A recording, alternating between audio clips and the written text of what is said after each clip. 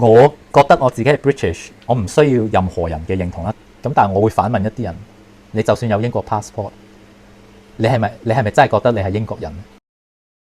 冇人逼我中意英國嘅，我亦都唔係討厭香港，但係對我嚟講喺英國生活，我就係覺得相對比其他國家舒服。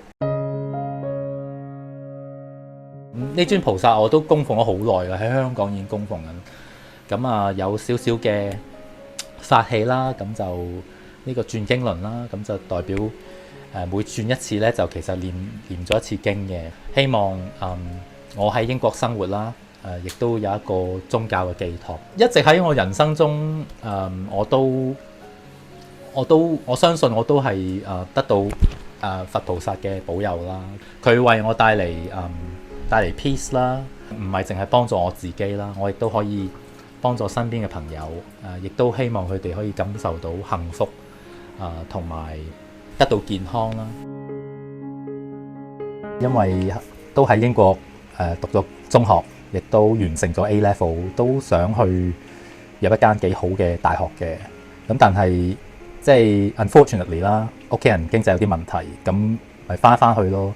咁點知翻去就行咗一條專業資格嘅路，咁我一路工作，亦一路考專業資格，咁又覺得嗰陣時香港又幾舒服，同英國係好唔同嘅，但係就對我工作上係都幾多空間去發展啦。喺香港留咗幾耐啊？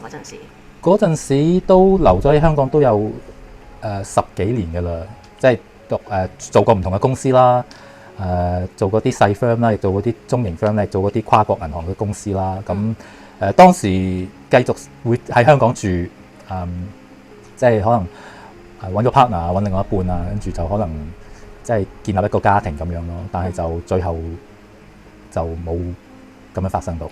所以其實你都曾經相信過香港係一個可以好好生活嘅地方。呢個係㗎，以前覺得 OK 咯。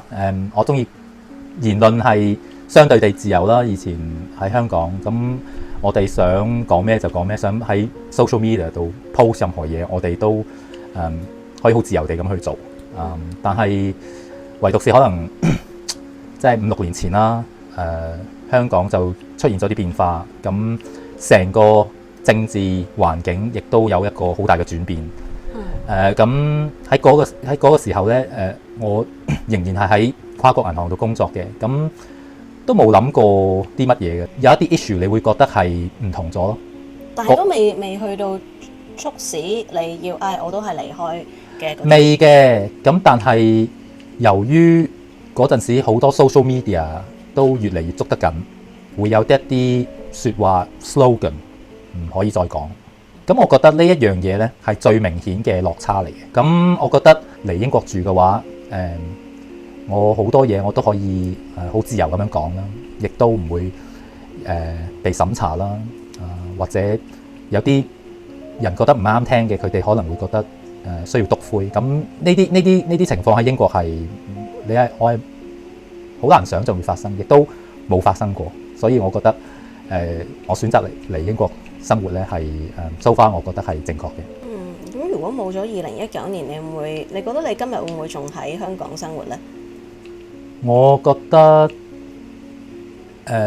有機會仲會嘅，但係唔代表我會特別開心咯。因為始終你要知道2047年就係香港要正式交俾內地，亦都係一國兩制嘅完結。咁我覺得我亦都唔想等到2047年先至去做一個離開香港嘅決定。咁呢啲決定係好喺人生中係非常之重大嘅。咁不如早啲下定決心離開香港，就好過我會之後有機會後悔冇早啲離開。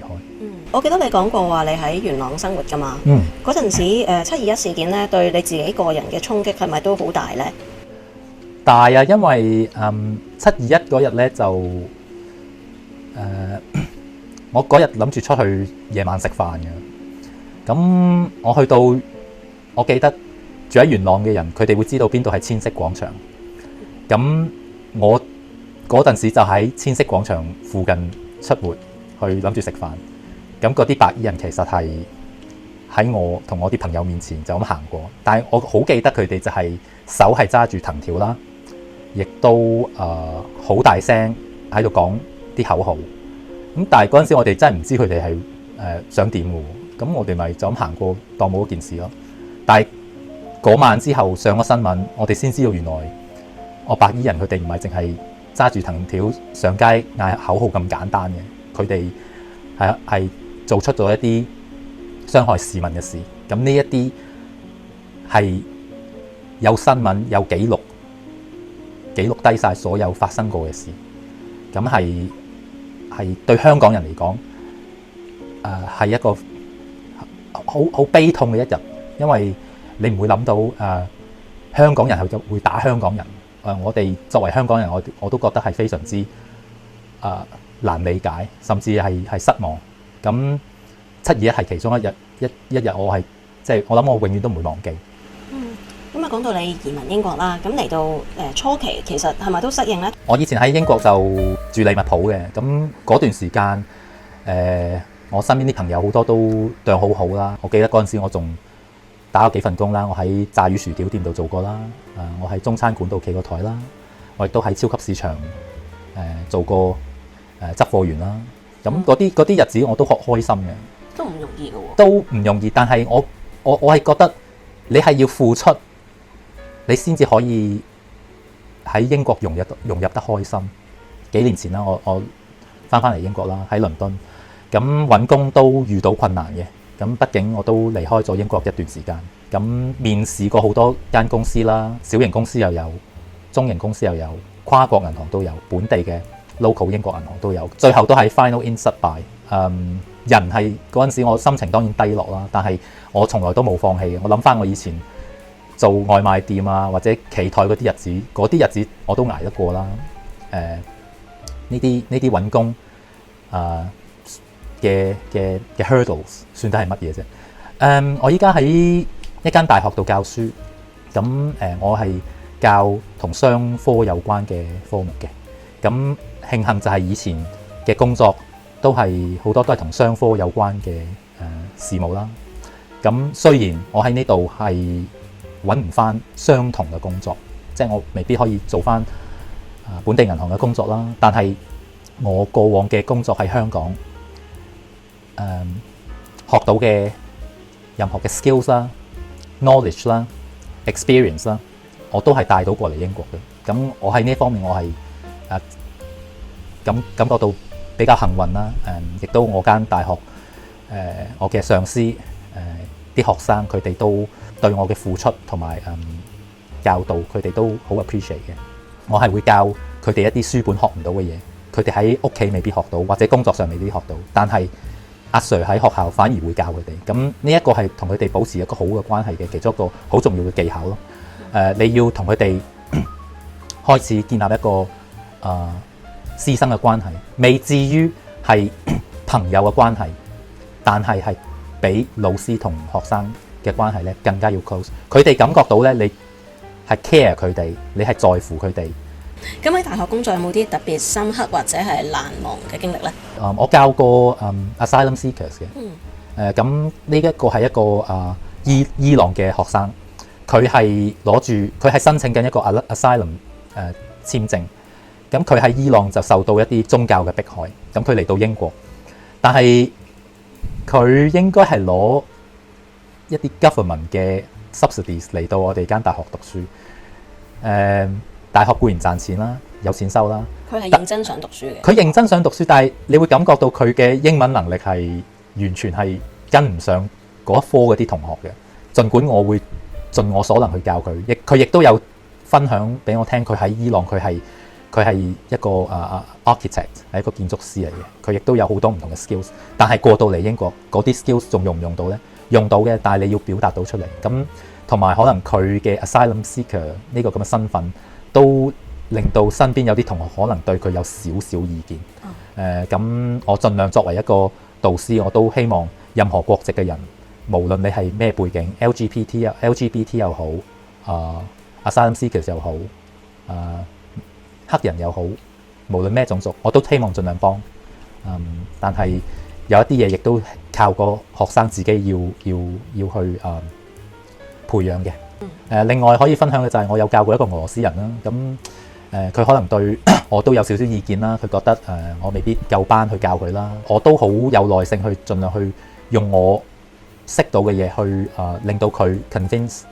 咁最後我同呢位俄羅斯學生嘅關係都算唔錯，佢亦都得到幾好嘅成績。我相信我做嘅事係正確嘅，我為學生亦。你以前喺英國生活同而家10幾年裏邊，你覺得最大嘅轉變？可能我以前喺英國嘅North West 啦 Liverpool， 咁嗰陣時我係感覺唔到好多例如 asylum seekers 呢啲咁嘅新聞嘅，嗰陣時反而係一啲 anti-social behaviour 啊，或者一啲 knife crime 啊，或者一啲 burglary。自從我幾年前嚟到倫敦 settle down 之後咧，明顯地多咗好多罪案發生啦。最近一個 hot topic 嘅就係 illegal immigrant small boat。我喺英國長大嘅時候係冇呢啲咁嘅新聞嘅，可能我嗰陣時未喺倫敦住啦，但係我相信嗰陣時嘅倫敦都係好 diverse 嘅，不過就冇咁多illegal immigrant。自從我哋嘅 Prime Minister Sir Keir Starmer in power since July last year， 最近佢都已經破咗一個紀錄啦，係有5萬個 illegal immigrant 入咗嚟 British soil。佢係比之前嗰啲 Prime Minister 喺呢一方面係更加出色啊！無論係戰爭又好，經濟原因又好，佢哋嚟到英國咧，每個禮拜有50幾磅啦，佢哋有部手提電話啦，最近佢哋都有4星級嘅酒店待遇啦，好多本地嘅英國人咧，都開始覺得對佢哋嘅 illegal immigrant small boat problems 係開始影響到佢哋嘅生活。咁就算你唔理政治，呢啲事都會發生喺你嘅 neighborhood， 都會發生喺你嘅 community， 你想唔理都唔得。你既然都住喺英國啦，咁點解唔用多啲時間去留意下你身邊嘅事物發生呢？多啲睇本地新聞啦，對你嘅英文啊，對你嘅融入啊，對你嘅身心健康啊，同埋建立一啲connections 啊，朋友啊，都好有幫助喎。我亦都去過一啲聚會，就係見過一啲香港人，佢哋係好清楚香港發生咩事嘅，但係反而我即係交談中問一問佢哋。咁你對英國嘅事亦了唔了解呢？咁嗰啲聚會嗰啲人有啲，佢哋就會話嗰啲唔關佢哋事。但係我聽到呢句説話，我覺得好奇怪。咁你住喺英國，點解你會覺得英國發生嘅事唔關你事呢？但係你咁遠水路從香港嚟到英國，既然你都過到嚟英國，咁留意本地嘅新聞有咩問題呢？係息息相關嘅。其實對你嚟講，點樣先算係英國人呢？咁我依家當然冇一個英國國籍啦。雖然我講得好未有，但係喺有啲人眼中，佢哋講未有就係未有。咁但係我會反問一啲人：你就算有英國 passport， 你係咪真係覺得你係英國人？嗰個 passport 對你嚟講係咪一個身份嘅象徵咧？定係一個喺去國家同國家之間嘅一個證件 only？我就算未有一個 official 嘅英國 passport， 我作為以前喺港英政府長大嘅人，我嚟到英國，我盡我最大嘅努力同本地人去交流、去溝通，同佢哋有工作上嘅交流。我亦都好嚮往去 embrace 佢哋嘅 value。好多 British value 其實都係同 democracy 啊、law 啊、look after your neighbour 啊，係咪 look after your family 啊？呢啲都係好 basic 嘅 British value。既然我咁願意去同本地人去建立好關係，而佢哋都接受我，唔介意我嘅膚色，唔介意我唔係喺呢度土生土長，我就覺得我自己係 British 噶啦。你依家就已經覺得自己係 British 啦？係啊，好多人有時同我傾偈，咁佢哋都會問 Where are you from？ I said actually I'm British。我覺得冇乜問題啊。佢哋如果想知多啲嘅，咁佢會問咯。咁有啲人話你係邊一個國家出世㗎？咁我話咁我就會話I was born in Hong Kong， 但係 but I'm here now。I'm living in London with my family。我覺得我自己係 British， 我唔需要任何人嘅認同啦。當然有個 passport 係 legally 係一個身份啦，但係你行動上都要去配合㗎，係咪？我不如用一個好直接嘅 straightforward 嘅一個 example， 你揸住一個 British passport， 但係你就經常返其他國家，你就唔留喺英國，咁樣點樣去證明到你其實係對呢個國家係有貢獻咧？或者有嗰種歸屬感。係咯，你依家係講要有 affiliation 啊嘛。咁你既然冇嗰個 affiliation， 你係覺得你啲錢係要放喺其他國家嘅，你又唔諗住交稅，咁你有個 British passport 有咩用啫？其實你係說服唔到人嘅。嗰啲人係咪真係 British 咧？咁可能對佢嚟講係咪 British 都唔重要。咁個簽名就喺呢度啦，喺佢嘅手臂嗰度。咁啊，同佢合照啦，都好開心嘅。咁佢係7次世界冠軍。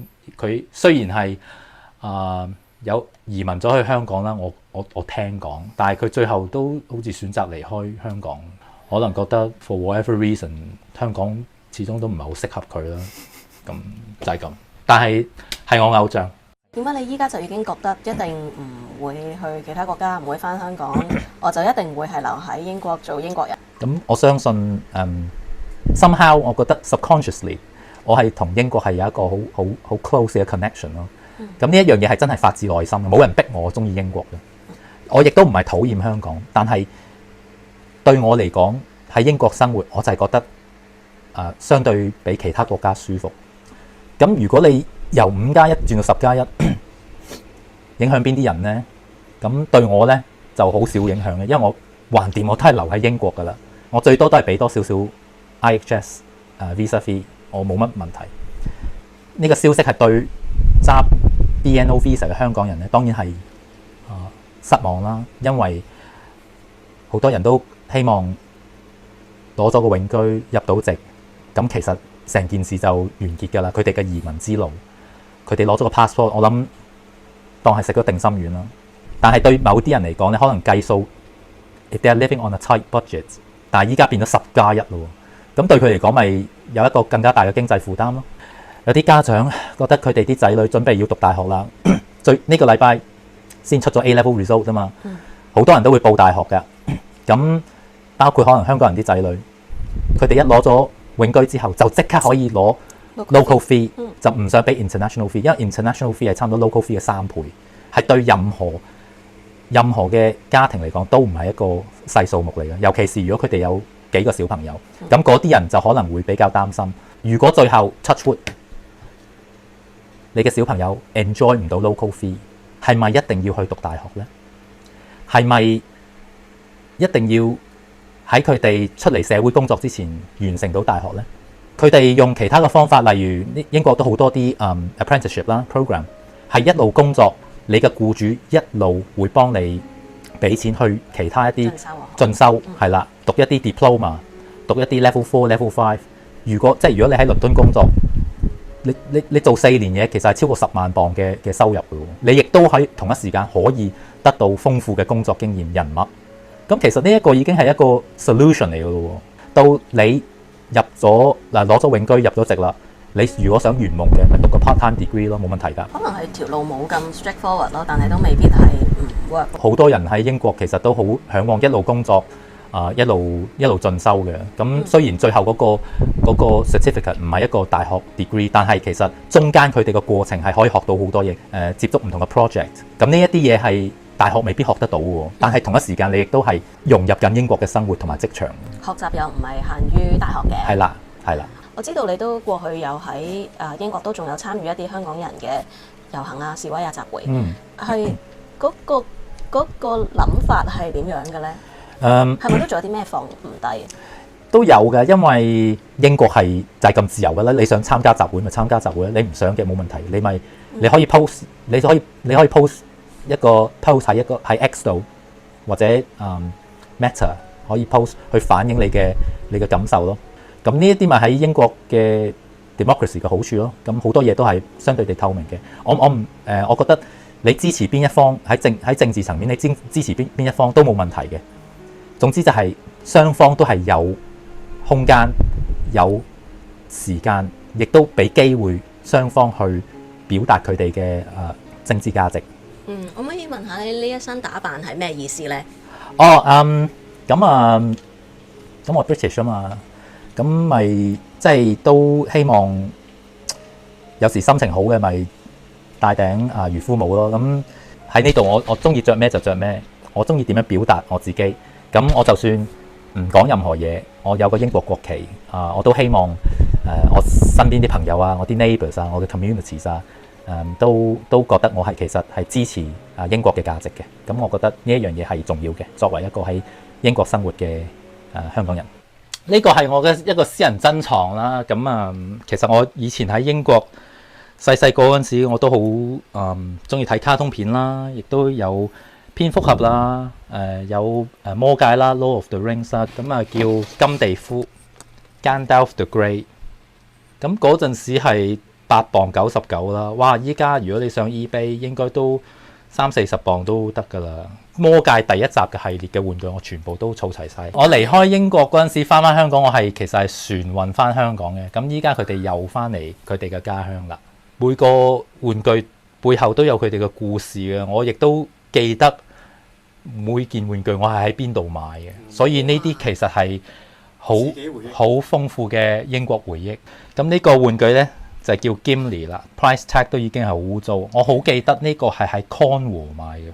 咁我係嗰陣時同個 toy shop 我話可唔可以平50個便士俾我，佢真係平咗。我只係想講，如果你想喺英國生活得開心啲嘅，咁當然你係要適應，要融入呢度嘅生活，你咪開心。你唔融入嘅，你覺得呢度啲天氣又唔及其他地方好嘅，你覺得呢度啲嘢食唔好食嘅，你覺得呢度睇醫生嘅又要等又要慢嘅，呢度啲交通又唔方便，但係自己又唔學揸車，咁你咁多不滿嘅話，其實英國係的確唔適合你喎。咁嗰啲人咪會比較容易會回流咯。咁但係如果你可以克服晒呢啲難關嘅，咁英國係一個幾唔錯嘅地方嚟喎。我呢一個係我真心嘅説話對香港人啦。咁當然唔係個個人都覺得啱聽嘅，咁但係我亦都真心祝福所有喺英國嚟英國嘅香港人，希望佢哋都揾到佢哋嘅幸福、快樂同埋價值。我知道好多人都仲係為咗佢哋嘅value 啦，繼續留喺香港嘅。咁呢一樣嘢我係非常之佩服。我除咗佩服，我冇其他字可以形容得到。我依家過咗嚟，咁我就做我個 part。其實喺英國啊、倫敦啊，其實就好似一個大嘅舞台咁。你只要係一個演員，你上到去嗰個舞台咧，你就可以揾到你一個適合你嘅一個 role， 你就 embrace 嗰個 role 去做你相信嘅嘢，咁嗰個舞台自然就會發光發亮。我哋觀眾可能會覺得你好神秘，點解要遮住唔出晒樣咧？你有冇咩特別考慮咧？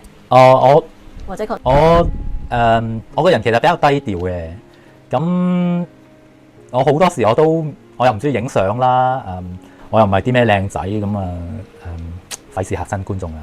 會唔會擔心咁樣講完呢啲嘢之後咧，俾人秋後算賬㗎？冇得擔心呢啲嘢喎，你要擔心呢啲嘢嘅話，咁好多嘢喺呢個世界你唔使做㗎。我嘅宗旨就係，既然我係有呢個價值觀嘅，咁我係希望自己可以身體力行啦。咁雖然我依家係有啲怕醜啫，但係我係 uphold 緊英國嘅價值觀嘅。